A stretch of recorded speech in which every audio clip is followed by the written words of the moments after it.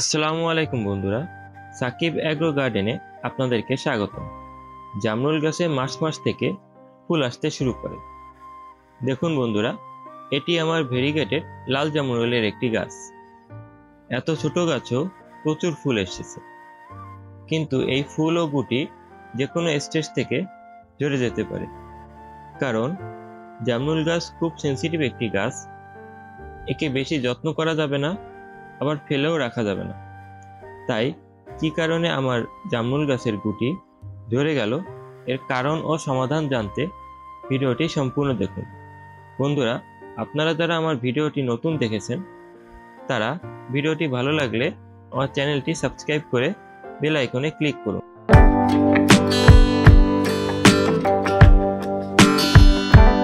জামরুল গাছে কয়েকটি কারণে গুটি ঝরে যায়, তার মধ্যে একটি হলো আবহাওয়া পরিবর্তন।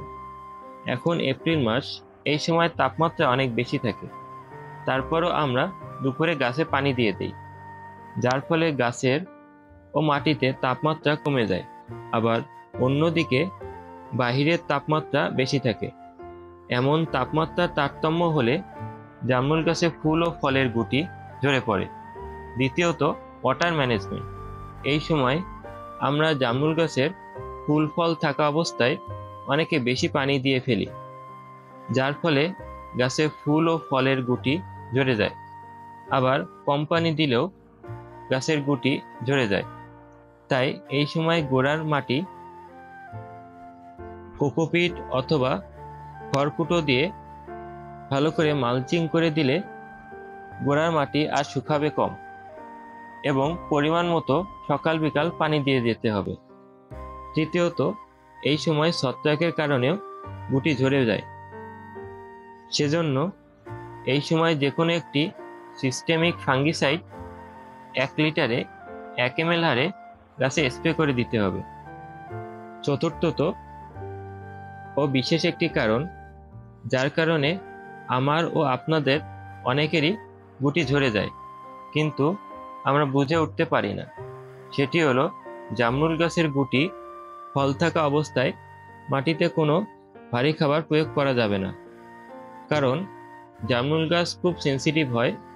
সামান্য পরিমাণ খাবার পেলেই সে ভেজিটেটিভ গ্রোথের দিকে মন দিবে এবং ফুল ফল ঝরিয়ে দিবে। তাই এই সময় মাটিতে কোনো প্রকার খাবার প্রয়োগ করা যাবে না। করলেও ফলের সাইজ মিডিয়াম হলে লিটারে 2 গ্রাম হারে এসওপি অর্থাৎ 0050 প্রয়োগ করতে পারেন। এবং বিভিন্ন পোকামাকড়ের কারণেও গুটি ঝরে যেতে পারে।